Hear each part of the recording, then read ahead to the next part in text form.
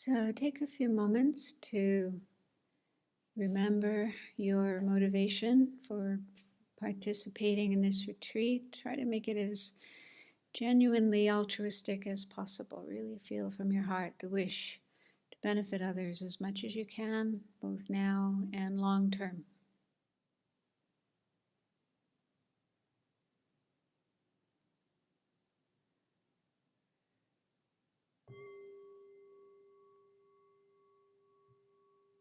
Okay, so this is our last session focusing on the practice of Tara. And I thought we don't really have time anyway to go through all the 21 homages, the 21 verses of praise to the 21 Taras. So I thought I'll leave that to you if you really are interested. There's, this wonderful book by Venerable. This is the latest version. It's called How to Free Your Mind, the Practice of Tara the Liberator from Snow Lion.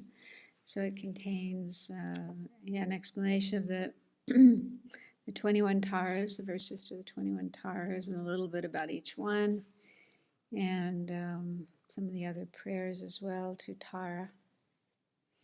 And I guess I felt I wanted to spend time on the 8 dangers, especially the inner ones that are afflictive emotions in our mind, because working with those is really one of the main tasks we have on the path, following the path.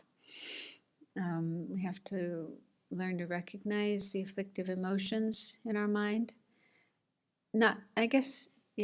Maybe it's better to say afflictive states of mind, because not all of them are necessarily emotions. Ignorance isn't really an emotion, and doubt and wrong views, those aren't really emotions. So the afflictive states of mind, the delusions that cause suffering, both now in the present, but also long term. So it's really important that we learn to recognize these and learn to deal with them.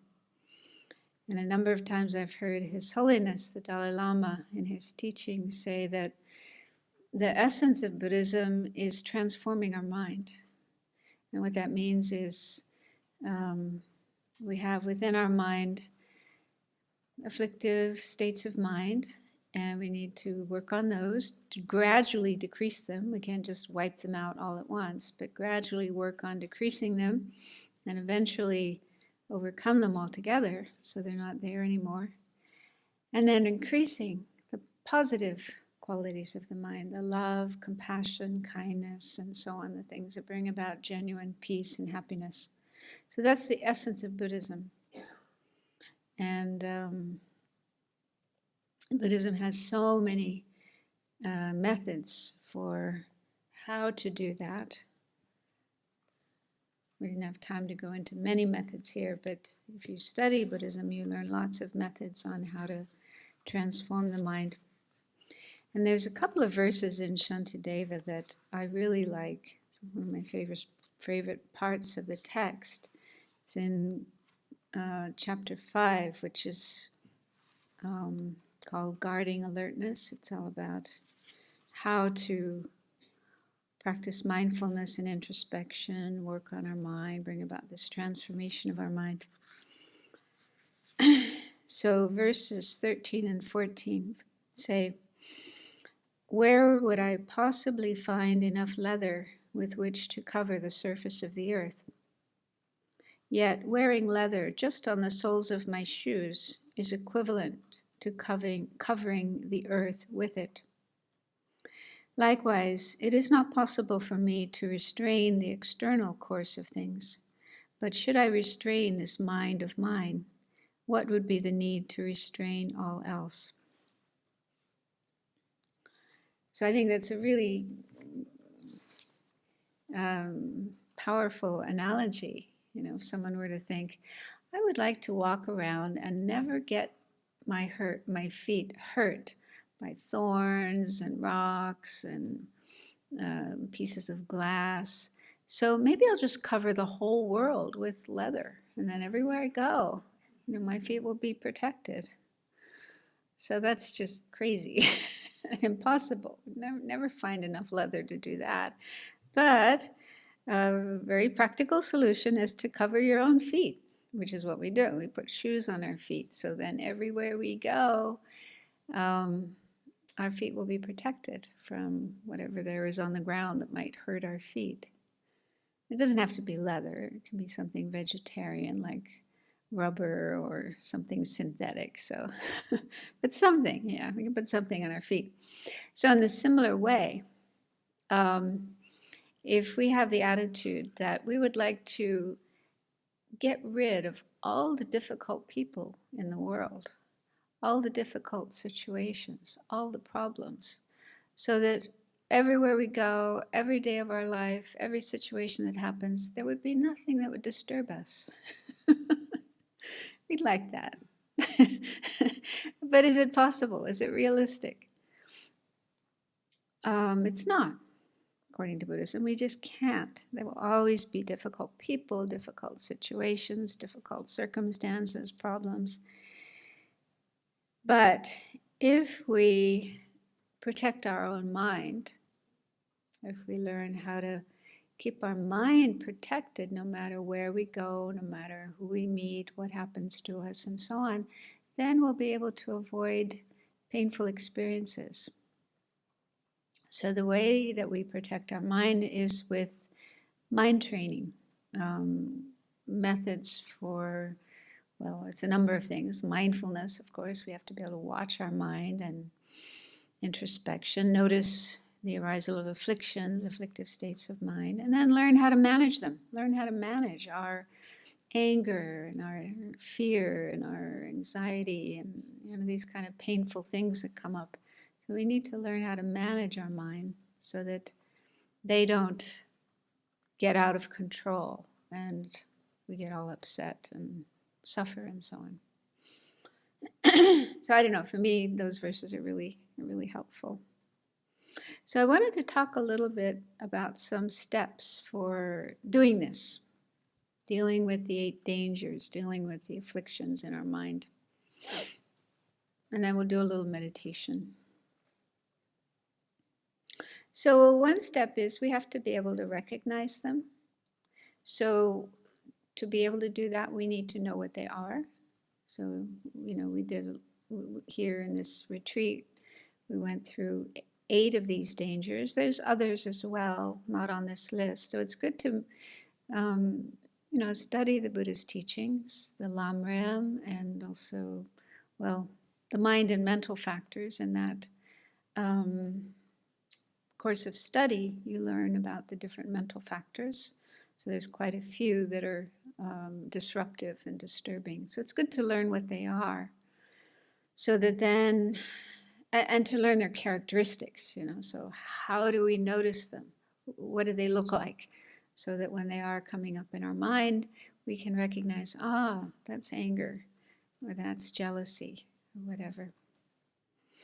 Because otherwise, sometimes these are coming up in our mind, and our mind gets all, embroiled in some unhappy, unwholesome ways of thinking.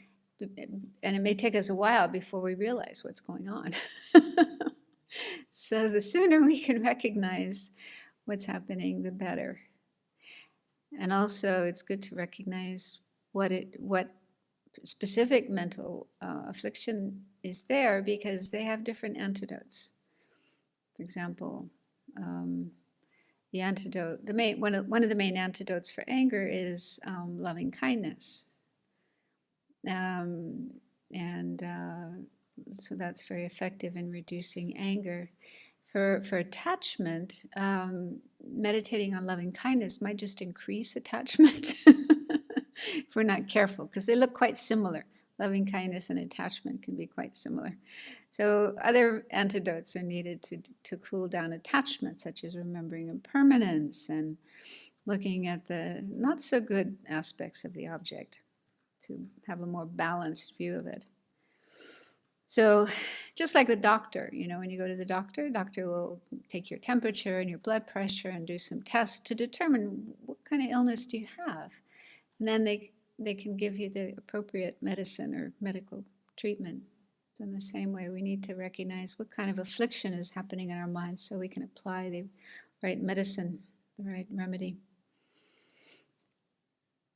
And so then when we have identified what's going on in the mind, it's helpful to really look carefully at that state of mind and ask ourselves, is this a helpful state of mind or is it harmful? Does it bring benefit or does it bring harm? Does it bring peace or does it bring suffering? Because I think, I mean, this is my experience, in the teachings, they say, oh, these are harmful, these are negative. But I feel it's really good to be able to come to that decision yourself, to come to that conclusion yourself. So that then when you're working on these afflictive emotions, it's not because, oh, the Buddha said I have to do it or my teacher said I have to do it, but because you want to do it yourself. You know that that makes you suffer. That is just painful. So then it's coming from your own firsthand experience of how painful it is. And then I think it's more from your heart that you're doing this kind of work. I don't know if that makes sense, but yeah, so that's why I think it is really good to see the faults or shortcomings or disadvantages of the afflictive emotions. And also another reason it's good to do that is because, sometimes we may feel justified. For example, with anger, I'm right to be angry because this person is doing something really awful, and it's justified to be this way. So if we haven't reached the conclusion that anger is harmful, we might just get caught up in it and perpetuate it instead of seeing, wait a minute, this is not a good state of mind, and if I follow it, if I act on it, it's going to bring problems. It's true, it might be justified, but still, you have a choice there. Do you want to get caught up in the anger and act out the anger? Or do you want to do something else with that energy that's more constructive, like we were talking about the other day? So this is my experience. It's really helpful to see what happens, how it affects us, both in the immediate sense, how it affects our body, how it affects our mind, how it affects people around us, how it affects what kind of results it has in a more long-term sense, the coming days, and so on, and karmically as well. What kind of karmic effects it has. And then apply antidotes. So once you do reach the point where you feel convinced that this state of mind is harmful and is something you want to reduce or overcome, rather than get caught up and follow, then there's different antidotes. Some general antidotes are helpful for any kind of disturbing emotion, like impermanence, remembering that they don't last, they come and they go, they're not permanent parts of your mind, permanent parts of you. So I like the analogy of the mind being like the sky, clear, spacious, and emotions, disturbing emotions and thoughts and so on, being like clouds, come and go. They're not always there. So just remembering that itself can be very helpful. Just to say to yourself, well, right now there are these angry thoughts or these unhappy thoughts in my mind, but they're not going to be there forever. They're not going to last. So I don't have to take them so seriously. They're going to pass. So sometimes just that itself will enable them to disappear. Another thing that's really helpful is to de-identify with them, because our tendency, I think this is just kind of an instinctive tendency we have, is to identify with whatever thoughts or feelings arise in our mind. There's a sense that that's me, I am that. So if anger is there in the mind, then we feel, I am angry. I don't think we do that deliberately, consciously, but it's just an automatic reaction, habit that we have. And when we do that, when we identify with the emotion, it's like giving it more fuel, more power, more energy. So then it's stronger and it'll probably last longer as well. And from the Buddhist point of view, it's not true. It's not an accurate way of understanding our emotions. They're not who we are. They're just mental states, states of mind. They're transitory. They arise from causes and conditions. They're there for a period of time, then they go. So they're not me. They're just in me, passing through my mind. So it does help to have more understanding of the mind and how the mind works to be able to understand that. But just a simple way of doing this is when you do notice a disturbing emotion in the mind, to say to yourself, that is in my mind, rather than I am that. So if it's anger, just say, anger is in my mind, or jealousy is in my mind. So that has a different feeling than I am angry, I am jealous. So we're not owning it. There's some gap, some distance, some separation between I and that emotion. And so sometimes doing that will just itself cool down the emotion. It will be deflated rather than inflated.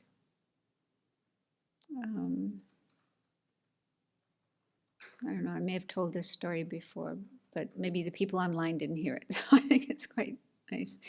I was teaching a weekend course on how to work with disturbing emotions in Italy some years ago. And I had talked about this method in the morning session, and then we had a break. And during the break, one man had to go outside. It was in the city.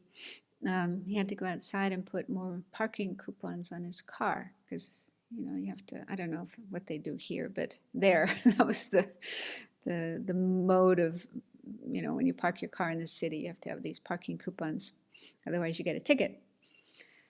So he came back after a little while and he said he got there too late. There was already a ticket on his car.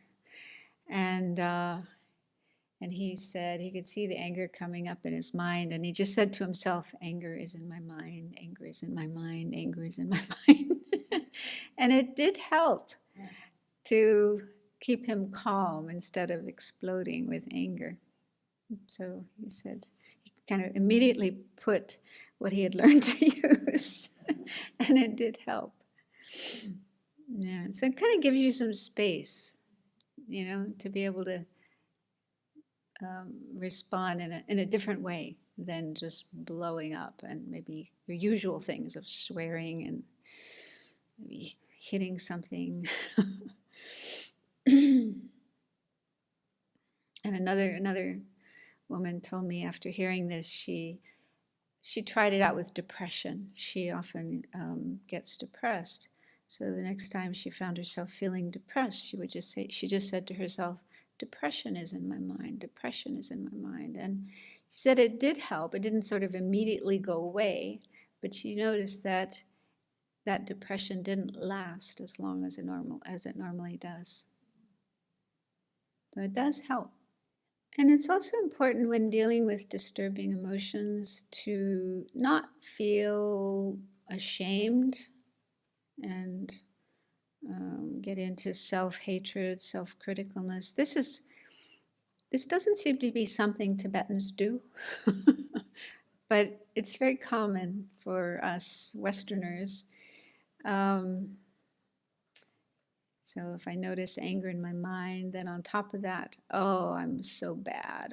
I'm supposed to be a Buddhist and I can't even, get rid of my anger. And I'm a teacher on top of that. I know so much Dharma I've been studying for years and I still have anger in my mind. How awful I am. So, this kind of thing. The mind just gets into all this, self-criticalness and then, shame and beating oneself up.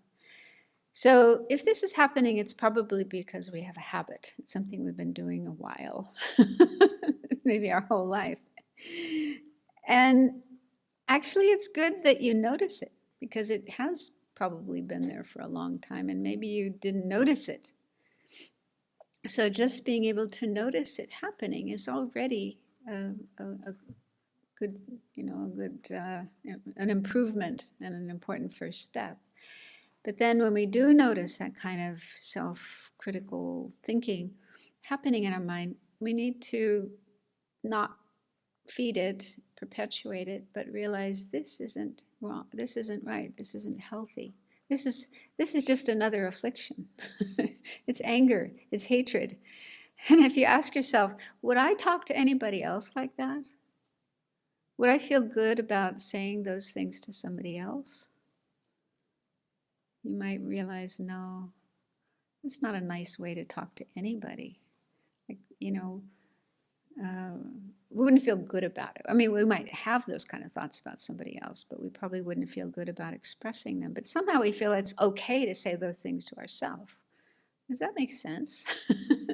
So if you just recognize it's nasty, it's not nice to be that way.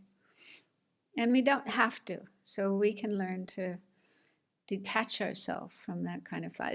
They're just thoughts in the mind. They come up because of habit. We've done it before, and there's probably other causes and conditions that led us to be that way, something in our family, in our education, in our conditioning, or whatever. But we don't have to continue it. So we can unlearn that habit. And also helpful to remind ourselves that the disturbing emotions are impermanent. They are not me. They are not who I am.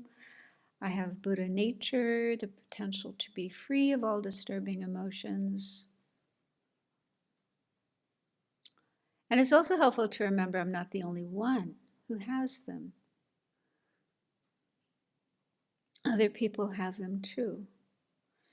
So that's particularly helpful, because when we do have some problem, whether it's disturbing emotions or any kind of problem in our life, there might be this tendency to feel as if I'm the only person in the world who feels this way, who has this kind of problem. I don't think we do that deliberately or consciously, but it's just something that happens in our mind. So then we feel kind of separate, cut off, distant from others. And that just exacerbates the suffering, because then we feel lonely. We might even have the fantasy, everybody else is okay except me. Nobody else has these kind of awful thoughts and feelings except me.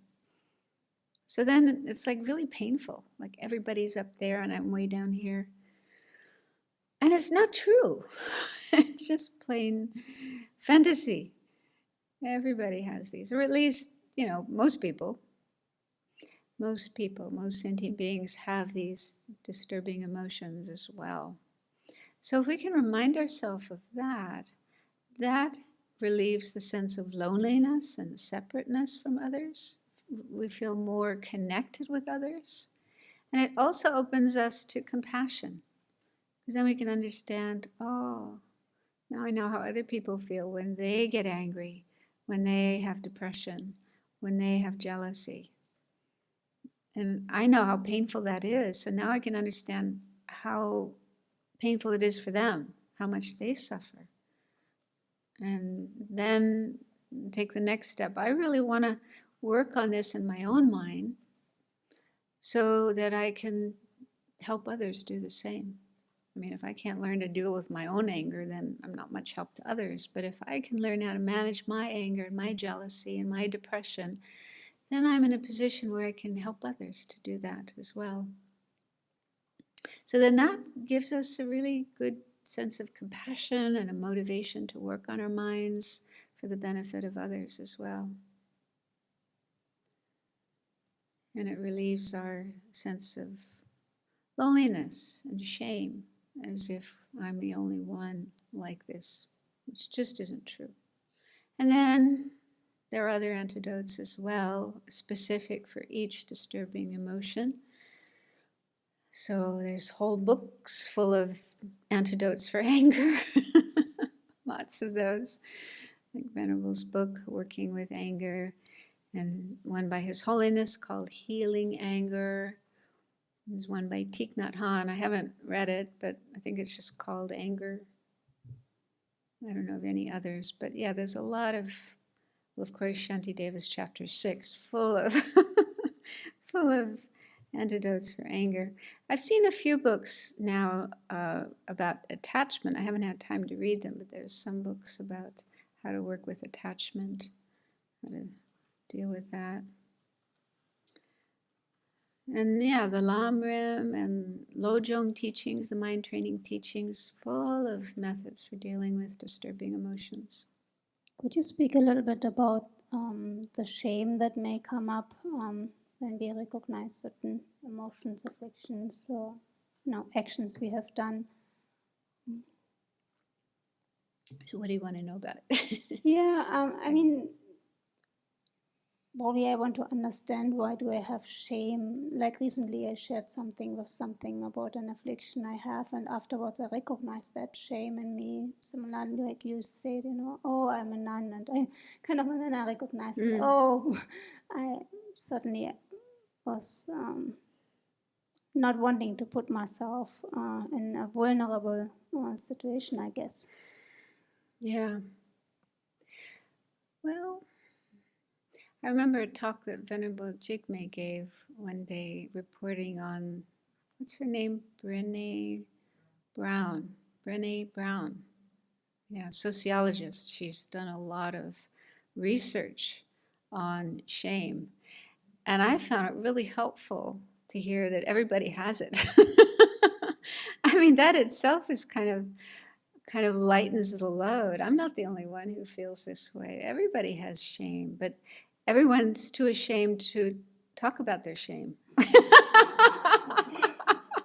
Which is interesting, isn't it? It's like we're carrying inside of us these feelings of shame, and oh, I have to hide this, and I don't want anyone to know this, and so on and so forth. Because then, but everyone else is the same way. So I think one thing she encourages us is to kind of embrace our vulnerability, to not be, to just accept we are vulnerable, and be okay with it. Feel okay about being vulnerable. And I don't know, can you remember anything else that she advises about how to deal with shame? I think a lot of what she talked about was that if you accept and embrace that you're feeling shame, then that can release you from it, and you can be courageous and fearless and go forward and speak with honesty and open heart and transparency and be connected to others. So mostly in that way she talked, I think. Yeah.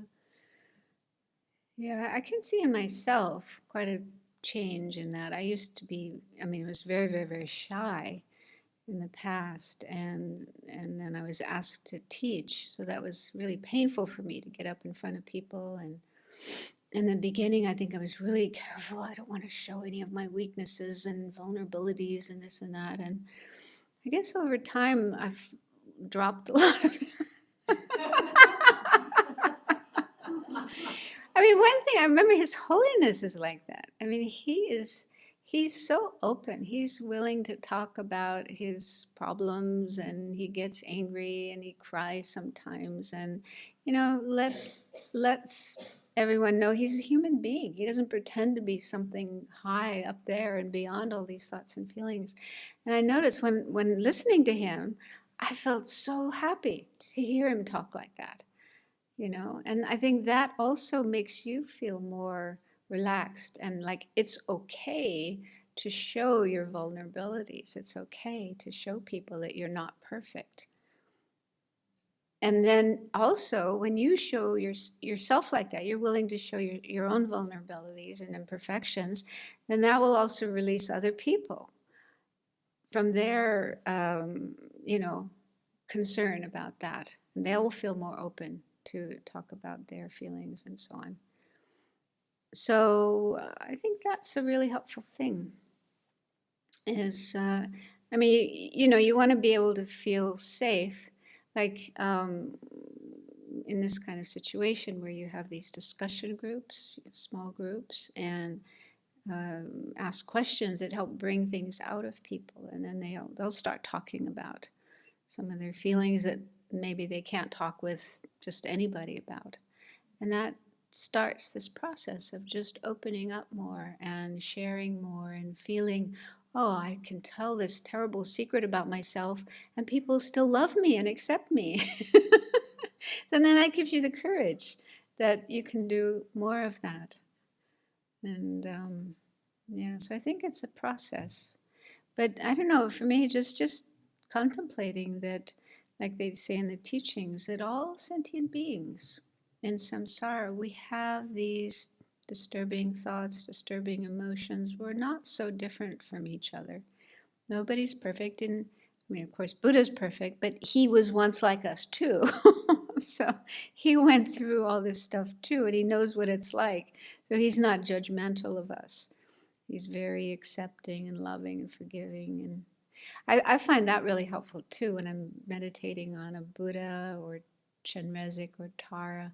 I just spend some time looking at them and imagine them looking at me with this expression of complete acceptance and love and compassion. And they can see all my faults and imperfections, but it's okay. They don't judge me. They accept me just as I am. So thinking in that way helps me to be more accepting of myself the way that I am and less judgmental. So those are some things that I have found helpful. And then yesterday I read a verse from Shantideva about how we can also investigate the emotion itself and just check to see if it exists inherently or independently. So I was thinking maybe we could do a little meditation on that now. We didn't have a chance to do that yesterday. So let's get into a good position for meditation. Try to sit up straight with your back straight, but still keeping your body relaxed, not having your shoulders tight and tense. Let them relax.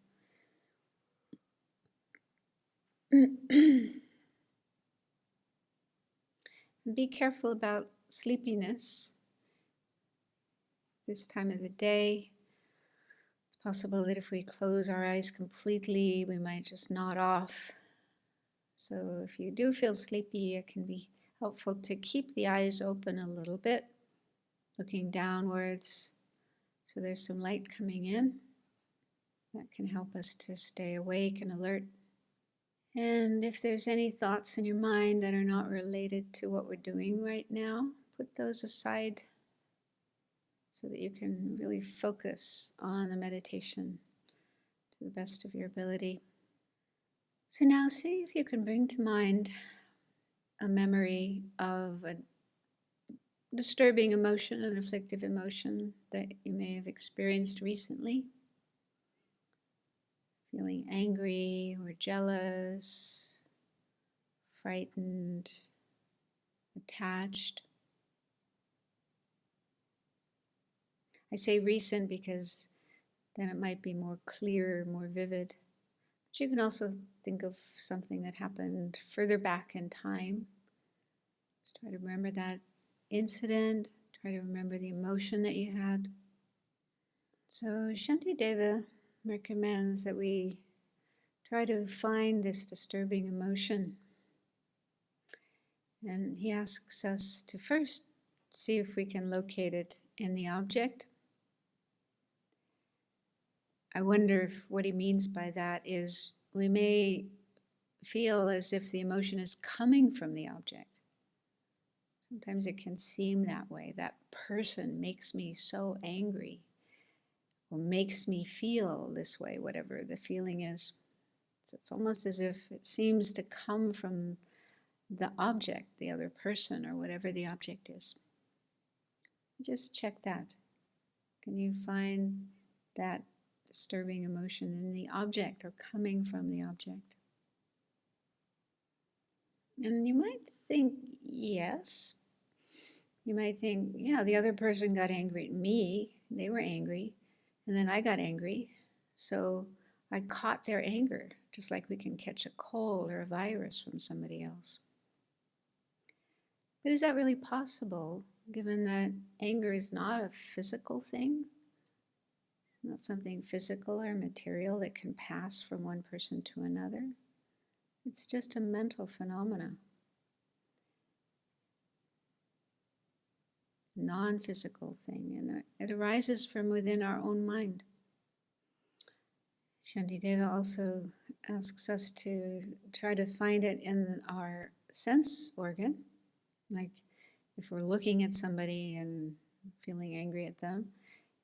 So can we find the anger in our eye organ, the eye sense power inside of our eyes? Or if it's a sound, can we find it in our ear sense power, in our ears? Another alternative is to look for it in the space in between our sense power and the object. We find that emotion in that in-between space. So we probably think, no, it's not in any of those places, it's in my mind. But where is the mind? Can the mind be located somewhere? So some of us might think it's in the brain.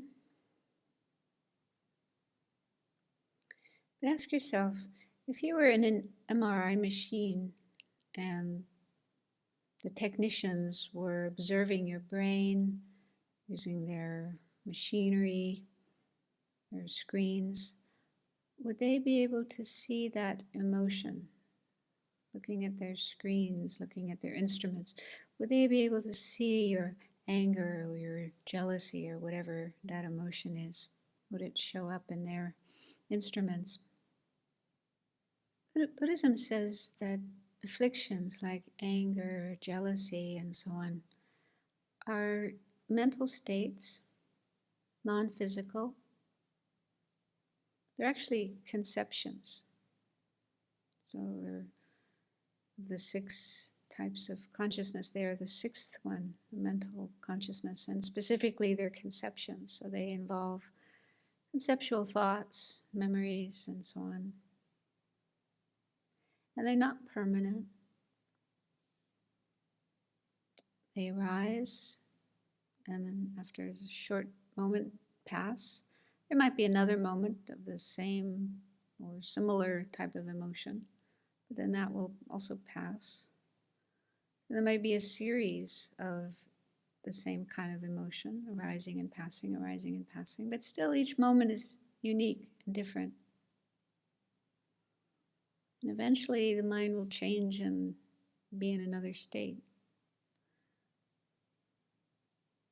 So they're kind of like bubbles, mental bubbles arising and popping, disappearing, one after the other. So Shantideva says, afflictive emotions are like illusions. They do exist conventionally, but they are impermanent, fleeting, momentary. And when we investigate them with ultimate analysis, trying to see if they exist inherently, independently, from their own side, we can't find them. They're just thoughts, mental states, arising, passing. So we don't have to take them so seriously. We don't have to believe in them or identify with them. Just observe them arising and passing and turn our mind to something more positive, more constructive. So it is recommended that when we experience some disturbing emotion like anger, this is a method we can use to bring to mind emptiness, and we could analyze any of the three aspects of the experience: the I, who is feeling the emotion, or the emotion itself, like we just did, or the object of the emotion. So you could try and see which one works best. um, and even if you get kind of confused or lost, or don't know what you're doing, you might still find that it does decrease the power of the emotion, because you're no longer focusing so much on feeding the emotion, having the angry thoughts that just increase the emotion. You're thinking in a different way. So that itself can take a lot of the power, the energy out of the emotion. So you might find your mind becoming more calm in spite of maybe not really knowing how to do this kind of analysis. So this is one remedy. And in fact, it's said to be the best remedy. Meditating on emptiness is the kind of the ultimate solution, the ultimate antidote to our disturbing emotions. But it is difficult. So if you do find it difficult to do, then there's plenty of other antidotes that you could try as well. And the last couple of chapters of Venerable's book on Tara are about the ultimate nature of Tara. And those are really, really nice. Because ideally when we do a practice like Tara, Chenrezig, and so on,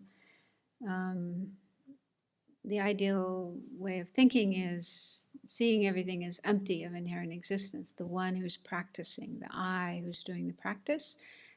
I don't exist inherently. I'm empty of inherent existence, existing only conventionally. And then the deity that we're meditating on, like Tara or Buddha, also they don't exist inherently, independently. They are empty of that kind of existence. And the practice that we're doing, different prayers, visualization, mantras, so these two don't exist inherently. It's difficult to keep that in mind. Ideally, one should have done quite a bit of study and meditation on emptiness to know how to do that. But if you feel inclined to do that, it is very, very helpful. So actually, I was thinking to spend the rest of the time trying to take care of some of the questions, because there has been so many questions coming in. Not so much about Tara, but about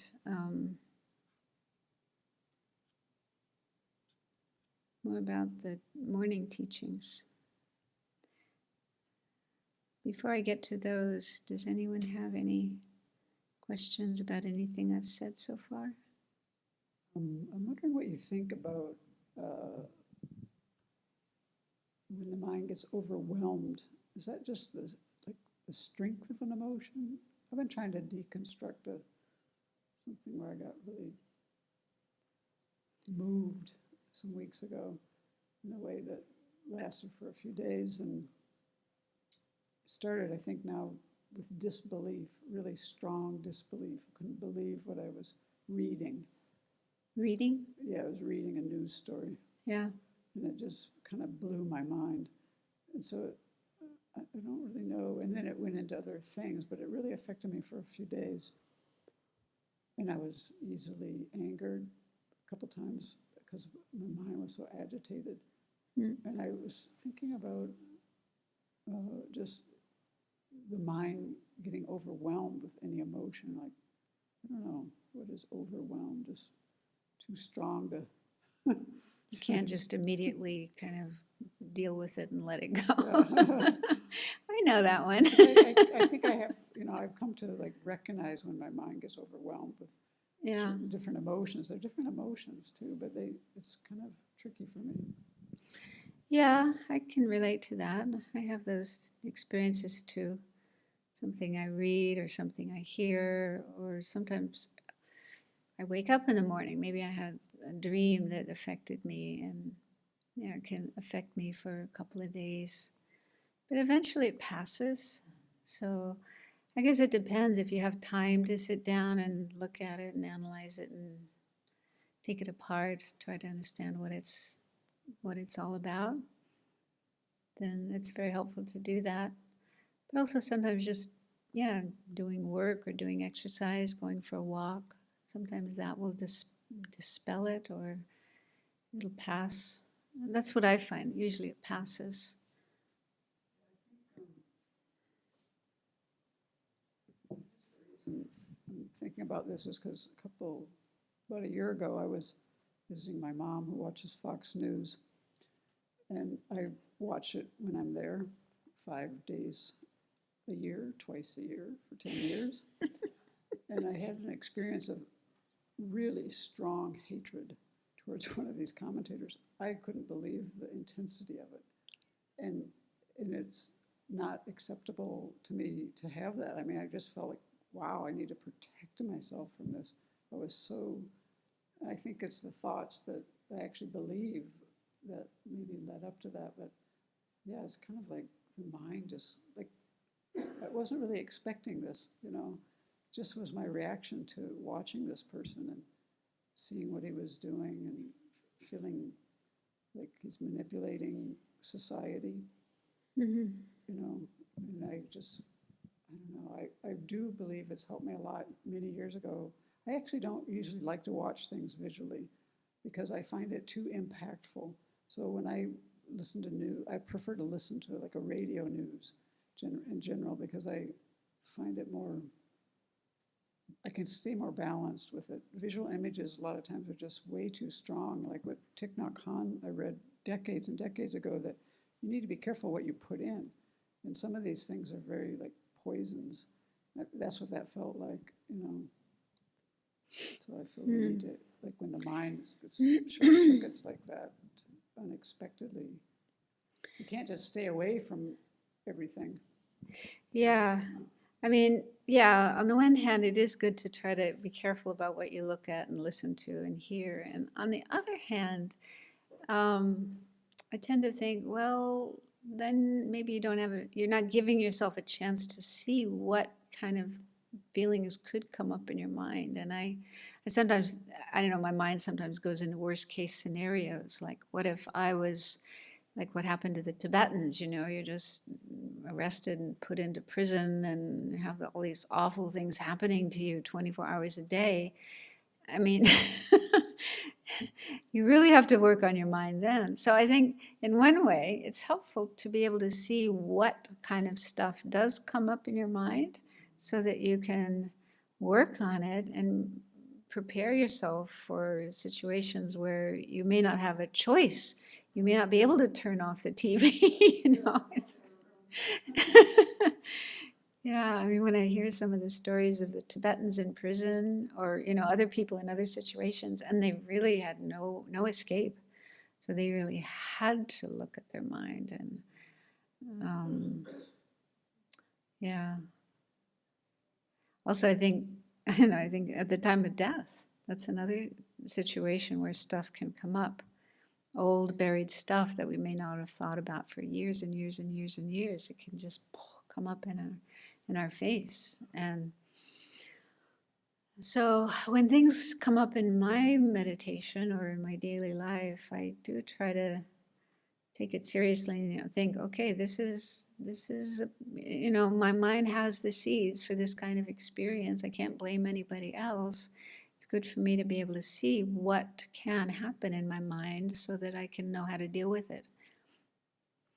So some of the questions that people had asked are just clarification of terms. I'm trying to put some of the questions together that have similar issues to take care of them. So some of these have been sitting in my computer for several days now, and I feel kind of bad that I haven't answered them. So one was just, what is the meaning of exist? We do use that term a lot, exist. And the definition, we use in the philosophical text is what is observed by a valid cognizer or a reliable cognizer. So that's the criteria for what exists and what doesn't exist.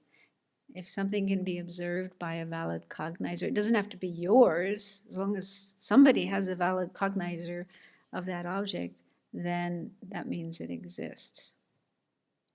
But of course, that's hard to know, because how do you know who has a valid cognizer of this object? But anyway, the question was asked, so I had to answer it. And then there were some questions about the meaning of permanent. Is permanent different from eternal? And does it mean not changing moment by moment? Yes, the meaning of, because the way we use the word permanent kind of in the West or in English isn't necessarily the same as the way it's used in Buddhist philosophy. So in Buddhist philosophy, permanent means doesn't change moment by moment. It stays the same moment after moment. But it doesn't necessarily mean eternal, that it's going to last forever. Some permanent things might last forever, but some have a limited lifespan, come into existence and go out of existence. So, for example, the emptiness of an object, like my computer, okay, so it's empty of inherent existence because it doesn't exist inherently or independently. So the emptiness of my computer came into existence when the computer came into existence. It wasn't there before, and then later the computer came into existence. So they come into existence at the same time. And then if the computer gets destroyed, if it gets burned or crushed or whatever, it's not a computer anymore, the emptiness of the computer will also go out of existence. So it's a permanent phenomena, but it doesn't last forever. It doesn't last eternally. This takes time to get used to, but that's the way it's explained. And another related question is does it mean that emptiness is permanent but still dependent? Yes, everything is dependent. It's easier to see with impermanent things like a table or a body, a flower. They come into existence in dependence on causes and conditions. Permanent things don't come into existence in that way, but they are still dependent. They have, there's three ways, we say 3 ways that things are dependent. One is causes and conditions.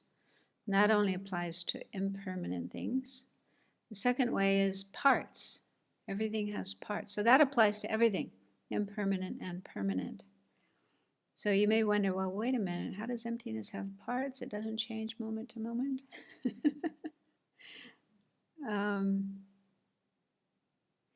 The parts of emptiness are, there's many emptinesses. Emptiness isn't just one thing that sort of pervades everything and everyone. Each object has its own emptiness. So the emptiness of my body, the emptiness of my hand, the emptiness of my finger, the emptiness of a cell, the emptiness of the table, the emptiness of the computer, the emptiness of each and everything that exists has its own emptiness. So there's many, many, many emptinesses. So those are said to be the parts of emptiness. So emptiness depends on all those parts. Now you might find that hard to accept or whatever, but another way we can say that emptiness is dependent is it depends on the object that is empty. So the emptiness of the computer depends on the computer. If the computer didn't exist, its emptiness wouldn't exist. So emptiness is always the emptiness of something. It doesn't just float around in space all by itself. It always depends on something that is empty of inherent existence. So then we can talk about the emptiness of that object. So that emptiness depends on that object. So it doesn't exist independently. And somebody else asked about mental images. How is a mental image, for example, of my mother permanent? So I would suggest don't worry about that. This thing about mental images being permanent is always something we get hung up on. And apparently there are different points of view. Not everybody agrees that they are permanent. Some say they are not. So it's not, I don't think it's really important. Not really important to worry about whether they're permanent or impermanent. There's much more important permanent things like emptiness. So that's something we should try to understand. Another permanent phenomena that's important to understand is true cessations, which is the third of the Four Noble Truths. We have true suffering, true origins of suffering, and then true cessations. So a true cessation is also a permanent phenomenon. It's the absence of an afflictive state of mind such that it will never arise again. And it comes about by understanding emptiness. Not just understanding it, but realizing it. Having a direct realization of emptiness, that is what brings about a true cessation. That means by directly realizing emptiness, a certain amount of afflictions in the mind will be wiped out, deleted. And you'll never get them again. They'll never come back. Now, it doesn't mean all our afflictions go away all at once, but they go away in layers or levels. The most gross ones first, and then the subtler ones, and the subtler ones, and so on and so on. And it happens by the direct realization of emptiness. So that's the meaning of a true cessation. So, for example, anger, that's an afflictive emotion. So at some point in time, our mind will be free of anger. There won't be any more anger left, and it will never come back.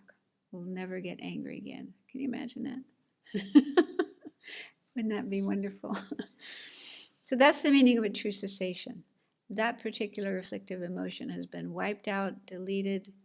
It's off your hard drive. It's off your software, everywhere. It's gone. It'll never come back.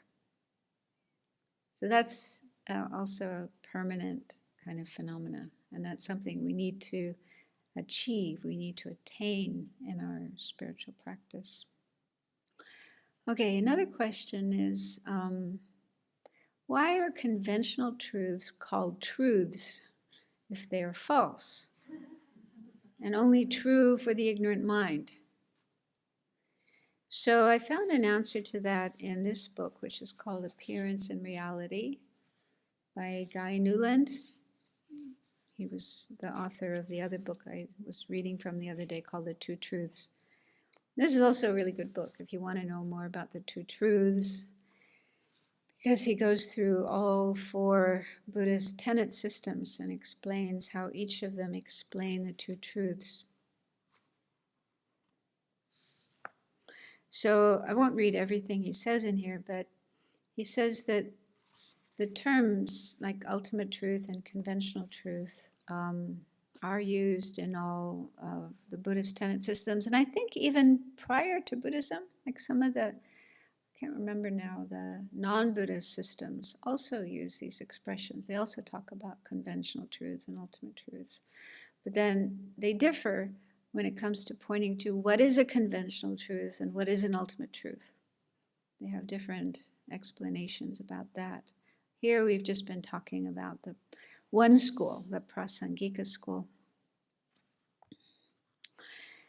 So this explanation of conventional truths being actually falsities and not really truths, he says this is only in the great vehicle systems, the Mahayana traditions of Chittamatra and Madhyamika.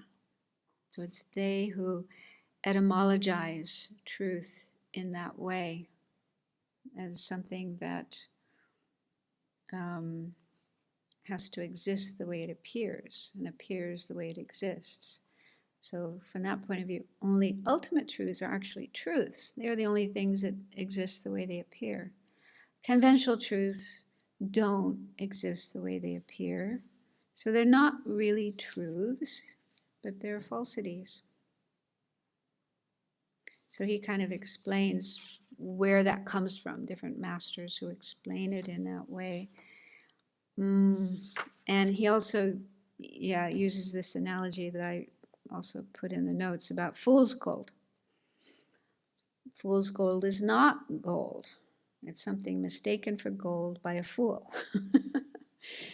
So it's kind of similar to say conventional truths. They're called truths, but they're not really truths. They're only truths for ignorance, the conception of true existence.